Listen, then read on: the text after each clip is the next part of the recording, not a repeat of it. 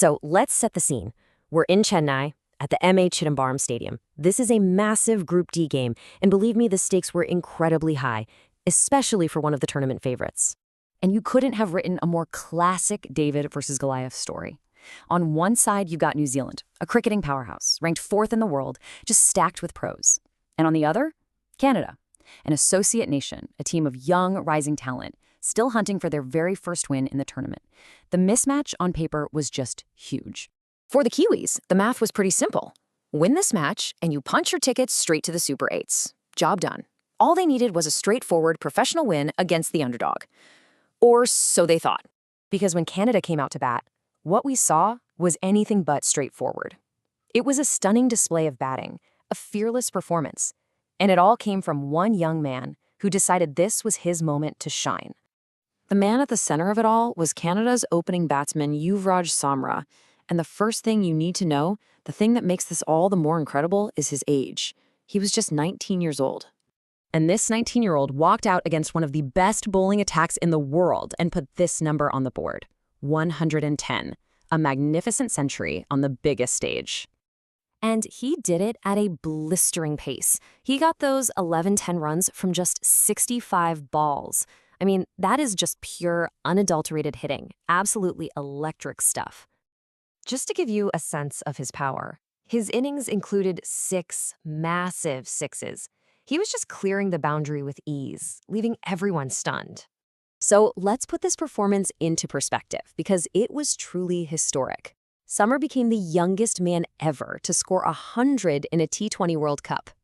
It was the highest score by anyone in the entire tournament. And because of his brilliance, he dragged Canada to a really competitive score of 173. Game on. So Canada's got a strong total on the board, and suddenly there's a real belief. Now the pressure is all on New Zealand, and for a few electrifying moments, it really looked like the impossible was about to happen. The chase started just like you'd expect. New Zealand's big hitting openers came out swinging, looking to knock this off fast. They raced 30 runs without losing a wicket. Everything looked like business as usual. But then, it all fell apart for the Kiwis. On the score of 30, opener Tim Seifert gets out. Okay, 1 wicket, but then just 4 balls later, Finn Allen is gone too. Just like that, in the blink of an eye, the powerhouse team is reeling at 30 for 2. And this was the moment everyone watching leaned in a little closer. Both of New Zealand's explosive openers are back in the dugout for the exact same score. And the whole world was asking the same question. Could they really do it? Could Canada actually beat New Zealand?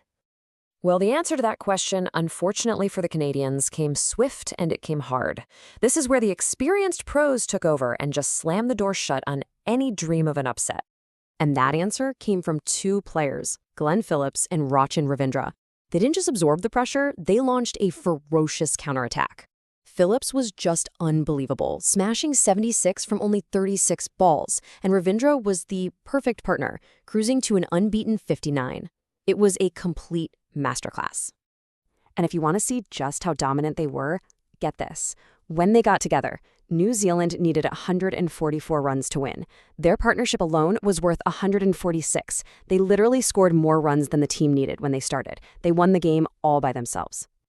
And so, in the end, the result was clinical. New Zealand chased it down with 8 wickets and almost 5 whole overs to spare. A brief wobble and then a total cruise. And with that, their spot in the Super 8s was officially booked. So New Zealand gets the win, they move on. But is that really the story here? Is the result what anyone is going to remember from this game? You know, I think the Canadian captain, Dilpreet Bajwa, said it best afterwards. He said that for a 19-year-old to do what Samar did on a world stage, well, that's a proud moment that's going to inspire a whole generation of cricketers back home. It's about something much bigger than just one result.